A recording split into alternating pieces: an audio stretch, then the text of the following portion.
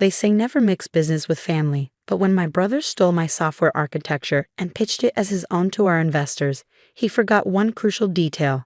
I had embedded a signature in the code that would reveal his betrayal exactly when he needed it most, during his pitch to secure $50 million in Series B funding. My name is Daniel Wei, and until 3 months ago, I was the Chief Technology Officer at Quantum Cipher, a cybersecurity startup I co-founded with my brother Eric. We had built the company from nothing to a valuation of over $200 million in just under 4 years. Our encryption technology promised to revolutionize data security in an increasingly vulnerable digital landscape. The journey had been exhilarating, late nights fueled by caffeine and ambition, the rush of solving seemingly impossible problems, and the pride of creating something meaningful. Eric and I had always been competitive. Growing up as the children of Chinese immigrants in suburban Boston, excellence wasn't encouraged, it was expected. Our parents had sacrificed everything to give us opportunities in America, working double shifts at the restaurant they owned to pay for our education. While Eric excelled socially, becoming class president and captain of the debate team, I found my place in mathematics and computer science, often spending weekends at specialized programs while my peers attended parties. One brother to build it, one brother to sell it, our father would say proudly. The perfect combination. And for a while it was.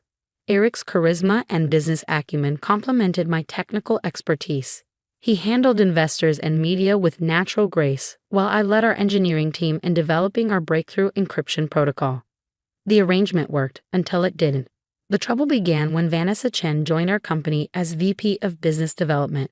Brilliant, ambitious, and with connections throughout Silicon Valley, she was exactly what we needed to scale our business. Eric recruited her personally, convinced her expertise would help us secure the Series B funding we needed to expand internationally. She's perfect for us, Daniel, he had insisted. Harvard MBA, experience at Google and Microsoft, and she believes in what we're building. What Eric didn't mention was their previous relationship. They had dated briefly during business school before going their separate ways. I discovered this only by accident, overhearing a conversation at our company holiday party. When confronted, Eric dismissed it as irrelevant. Ancient history, he said with a laugh. We're professionals. Besides, she's engaged to some venture capital guy now. I should have recognized the warning signs.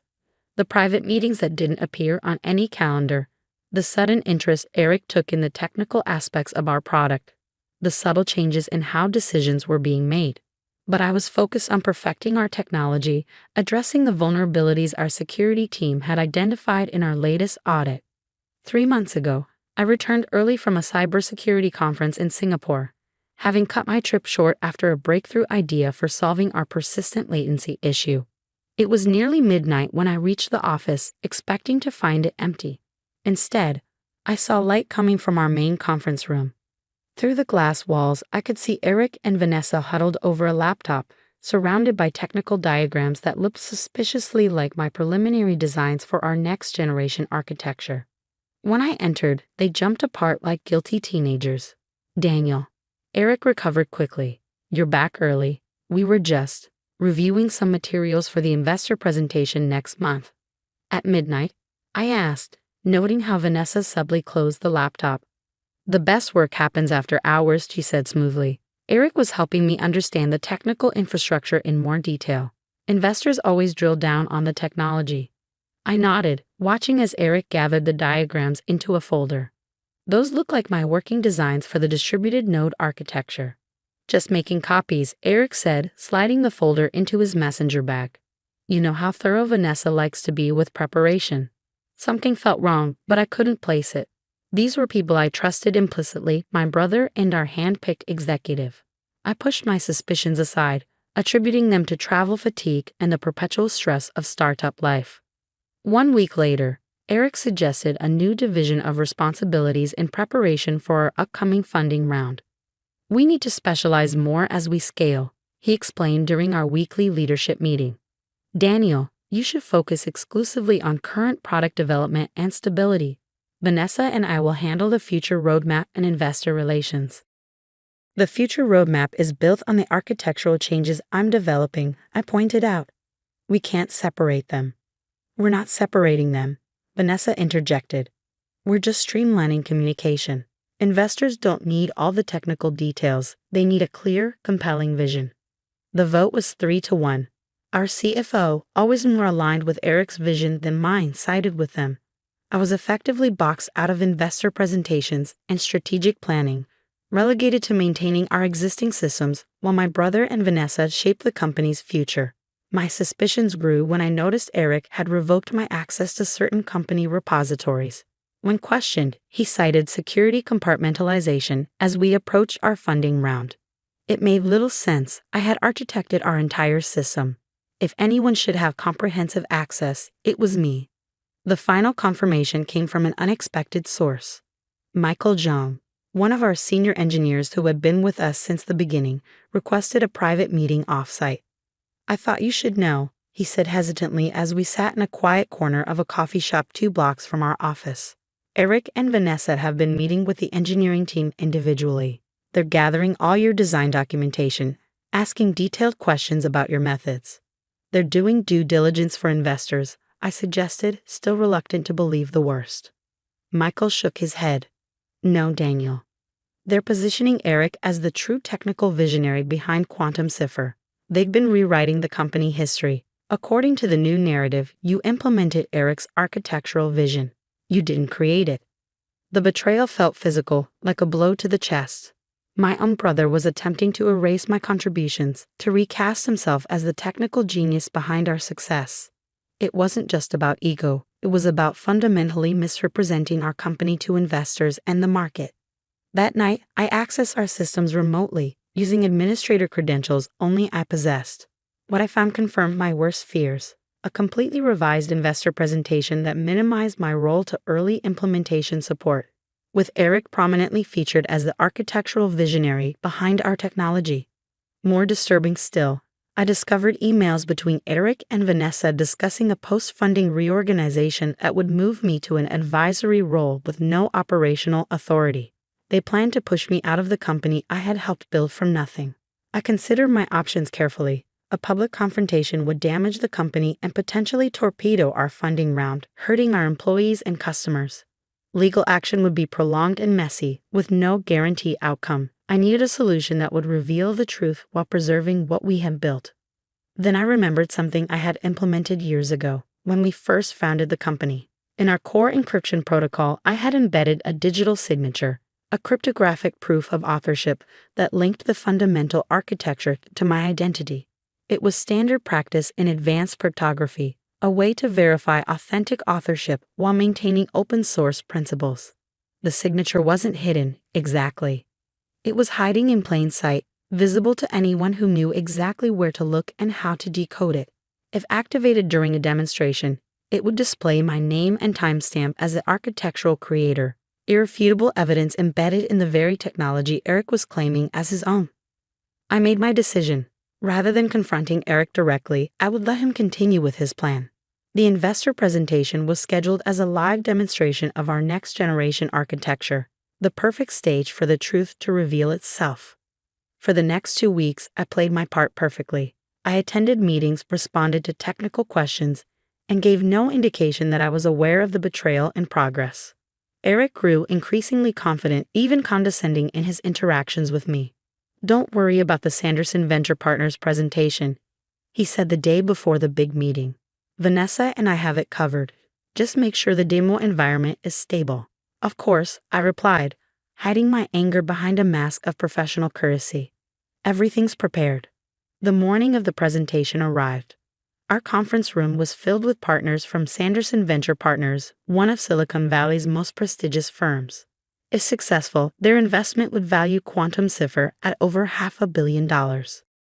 I sat quietly at the back of the room as Eric began his presentation, watching him smoothly take credit for innovations that had kept me awake for months, for architectural insights that had come to me during countless solitary hours of work. Vanessa stood beside him, occasionally adding market context to his technical claims. "The distributed node architecture you're about to see represents a fundamental rethinking of encryption protocols," Eric explained confidently. "I developed this approach to solve the inherent vulnerabilities in traditional encryption methods." He nodded to our technical team to begin the live demonstration. On the large screen behind him, Our system initialized, displaying the elegant minimalist interface I had designed. Everything seemed to be proceeding according to his plan. Then, as the core protocol activated, something unexpected happened. A small window appeared in the corner of the screen, expanding rapidly to display a message. Architectural avgk intikajon protostila activated.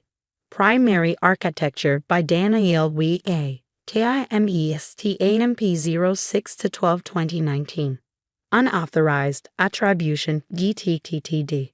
The room fell silent. Eric froze mid-sentence, his expression shifting from confidence to confusion to barely concealed panic. "What is this?" asked Catherine Sanderson, the managing partner at Sanderson Venture Partners. "A security feature," I said, standing up from my seat at the back of the room.